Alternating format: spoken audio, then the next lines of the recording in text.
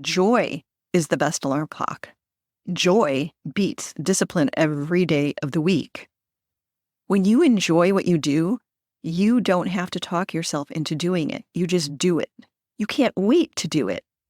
But it's not about completing it. It's being in the project, in doing the work, in learning all the stuff, and inching forward, and having something to work on that brings you joy. You're never too busy, too tired, too old, or too anything to pursue your dreams. Welcome to the Distracted Dreamer podcast, where you'll learn how to move all those never-ending distractions aside and chase your dreams with confidence. Hello. Welcome back to the Distracted Dreamer podcast. I'm Carlene Bowens, your host, and I can't wait to share this truly life-changing awareness with you today. And I don't say that lightly, because when you truly understand what I'm sharing with you today, you will feel such relief. If you've ever found yourself overwhelmed or unmotivated when it comes to your dreams, then this is the episode for you. Because today, I'm freeing you from one of the most overwhelming, unmotivating myths that we believe about our dreams. Today, we're going to continue our journey of breaking down myths about dreams. We covered the first myth, which was that dreams have to be big. We covered that in episode 1. If you didn't catch that episode yet, take yourself there after this episode and give it a quick listen. Now, you see, these myths or beliefs that we have about dreams, they distract us from recognizing our dreams. They distract us from taking action on our dreams. And in today's episode, we're diving into the second myth about dreams that often sneaks into our minds and weighs us down. And it's this idea that we have to achieve our dreams for them to matter. Now, I know it sounds counterintuitive, but stay with me. I think by the end of this episode, you'll see why this is one of the most freeing realizations that you can have. Let's take a quick minute to outline what's coming up in today's episode so you know exactly what to expect and where we're headed. First, we're going to dive deep into why the belief that you have to achieve your dream for it to count is misleading and what the real game changer is. Next, I'll share the science behind why you might feel unfulfilled after achieving a dream. And then finally, I'll wrap up this episode by sharing why it's so important to let go of this pressure to always finish or achieve everything. All right, let's jump in.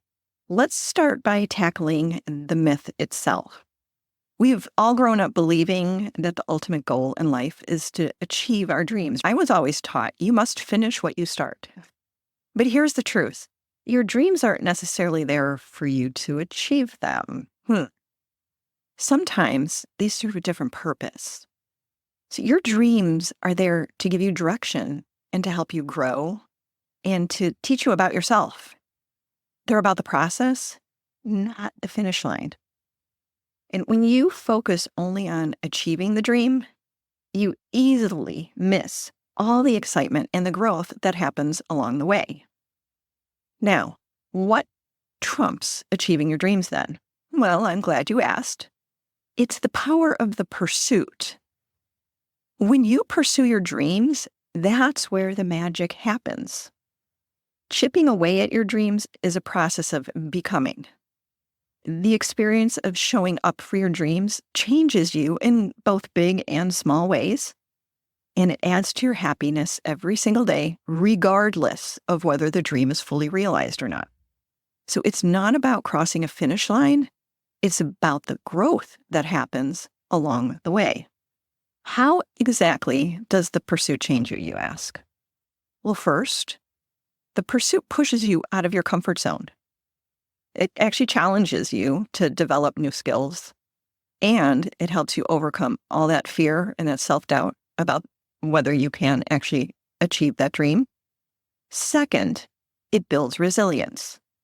Let's face it, every dream or pursuit comes with obstacles. they come with setbacks and failures. And it's those things that teach you to persist and adapt, which is also helpful in every area of your life. For example, this podcast has been a dream of mine for years, and there has been a lot of obstacles, like figuring out the tech, like thinking I hit the record button when I didn't, like it all taking way longer than I thought it would to create just one episode. But you know what? When it comes to podcasting, I'm a lot smarter than I was 5 years ago, or 2 years ago, or a year ago. I'm smarter than I was yesterday.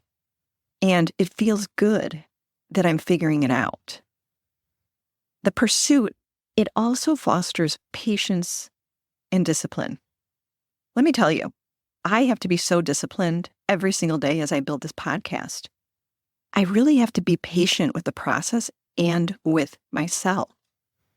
And what's so great about that is I can use that discipline and patience in other areas of my life.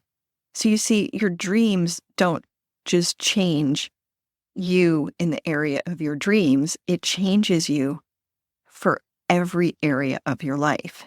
Now, every day that I figure something out, or I have an episode ready to publish, I feel a huge sense of accomplishment. And I got to tell you, there's nothing like it. Think about something you've pursued. What did it feel like as you chipped away at it, inch by inch? Did you feel proud, smart, energized? How about focused? Did you feel driven? I bet you felt a little excitement. And dare I say, you felt happy? Well, that is exactly what is waiting for you when you pursue the things that light you up. Well, we've made the case for the pursuit of our dreams, but what about the case for achieving our dreams? If you can wrap your mind around this, it will change the rest of your life. It is called the arrival fallacy. And it is a huge mistake that every human being makes. It takes us so long to learn this lesson, and it has to do with happiness, meaning, and fulfillment in our lives.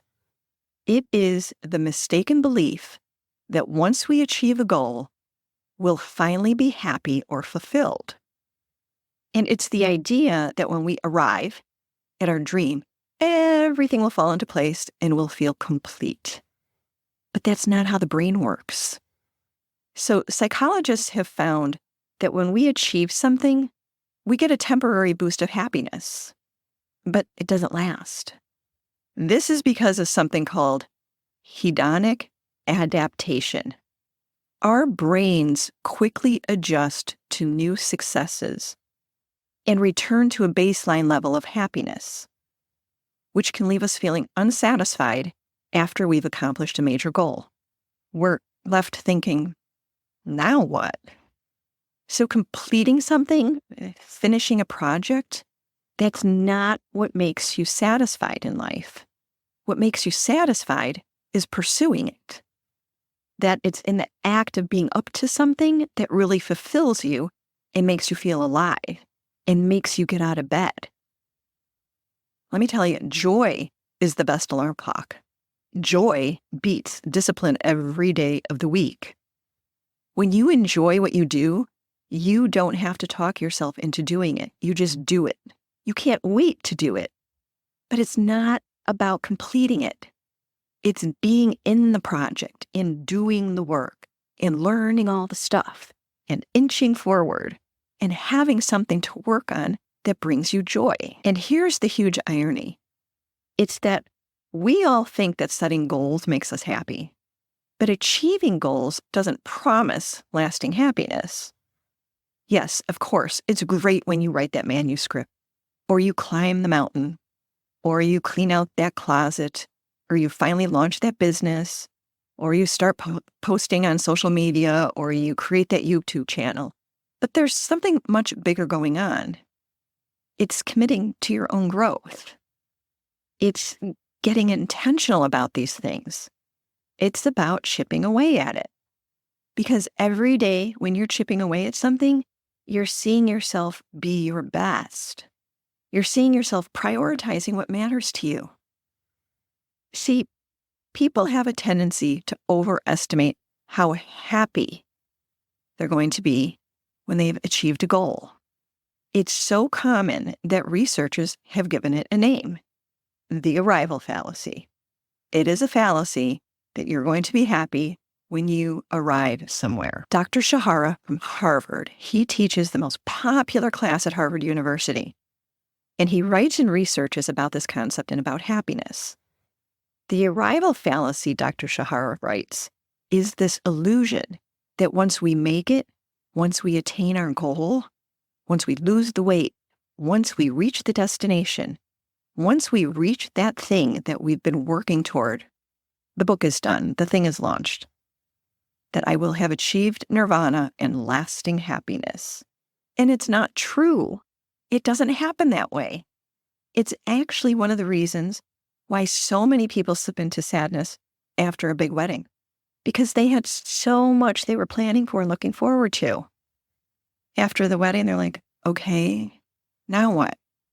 It's also a reason why it's so well documented that a disproportionate number of Olympians and movie stars struggle with mental health issues after their greatest achievements. After years of hard work and sacrifice, they finally win. You'd think they'd be on top of the world, right? But many athletes describe a feeling, an overwhelming sense of emptiness after achieving their dream.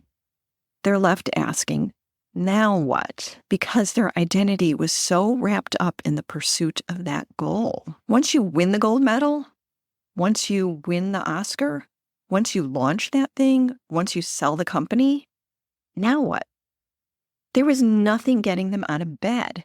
And this happens so much in life. Take entrepreneurs, for example, who work tirelessly to build a successful company.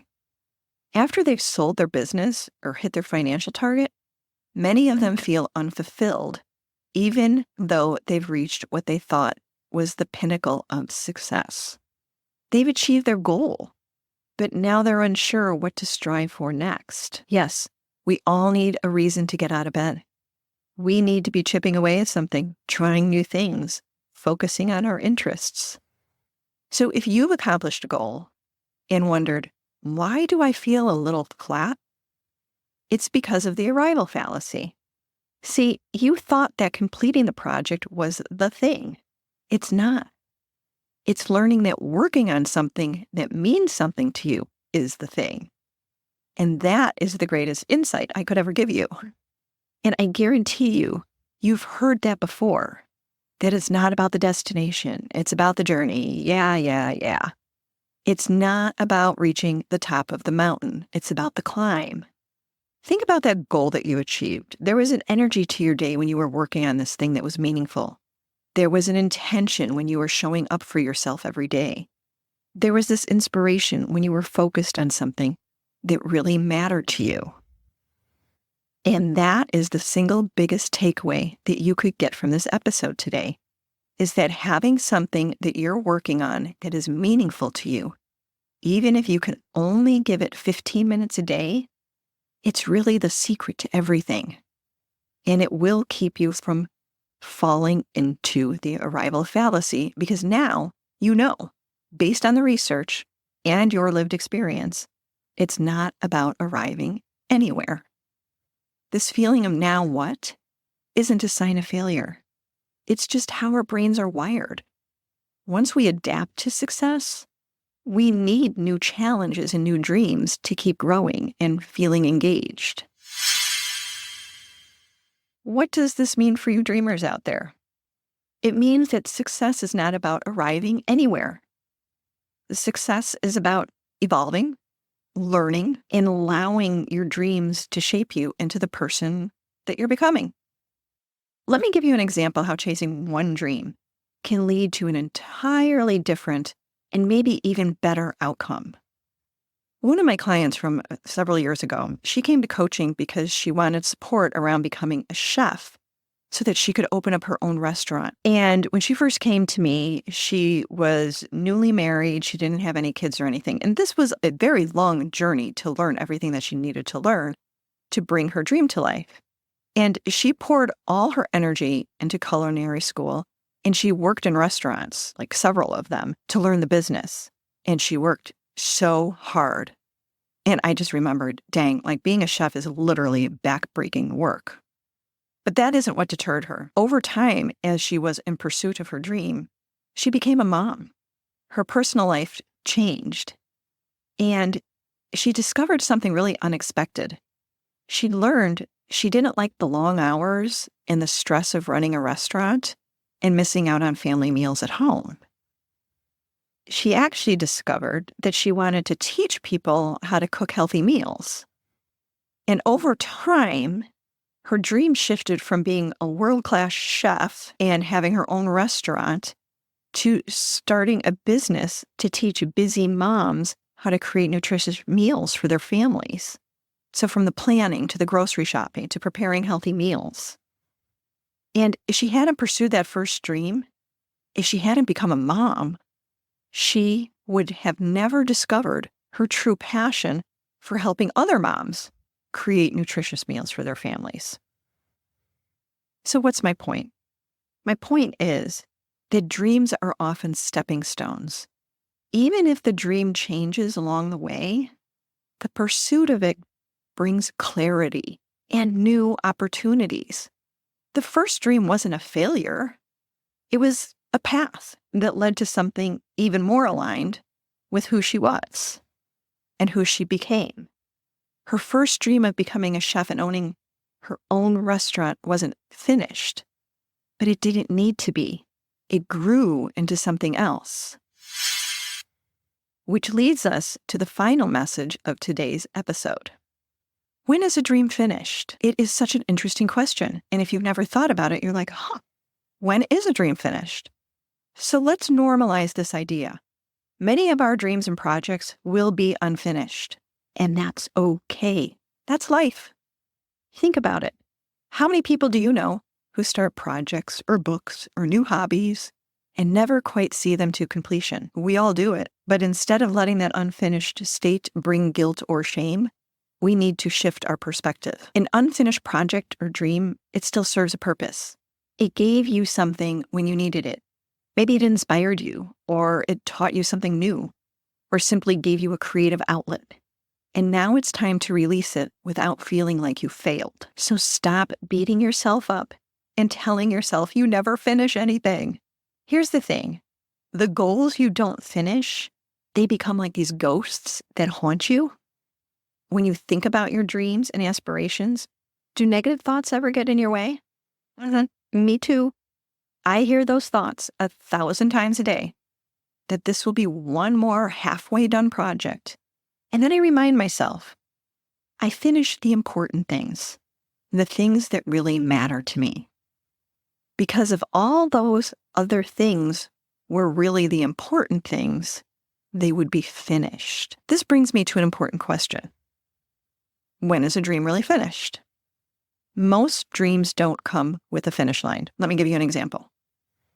Let's say your dream was to pick up playing the piano again after years of not playing. You start taking lessons, practice regularly, and you get to the point where you're playing comfortably again. But what if a year down the road you stop playing? Does that mean you've failed? Not at all. Just because you move on from something doesn't mean you didn't achieve the dream. You accomplished what you set out to do. You reignited your interest for the piano. You learned something new, and you enjoyed it for the time that you were committed to it. And sometimes that natural end of a dream is when it has served its purpose. So to wrap up today's episode, I want to leave you with this. Dreams are not about arriving. They're about becoming. The arrival fallacy teaches us that happiness doesn't come from checking a box on our to-do list. It comes from the process, from growth, and from constantly evolving. And if you reach your dream and feel that, now what? That's normal. It just means you're ready for the next chapter. So don't get too caught up in the finish line. Celebrate every step and every learning. And know that whether you reach that specific dream or discover a new one along the way, it's all part of what is meant for you. finally, don't forget to go to the link in the show notes to take that 2-minute quiz called What's Your Dream Personality Type? This quiz is going to show that no matter where you are in life, you do have the potential to pursue your dreams. And this quiz is going to give you great clarity on what your next step is. Thanks so much for tuning in, dreamers. And until next time, keep dreaming and keep growing. And I will see you in the next episode. Oh, and one more thing. This is the legal language. You know, the stuff that the lawyers put together, and they say that I need to read this to you. So here we go. This podcast is presented solely for educational and entertainment purposes. I'm just your friend. I'm not a licensed therapist. This podcast is not intended as a substitute for the advice of a physician, professional coach, psychotherapist, or other qualified professionals. Got it? Good. I will see you in the next episode.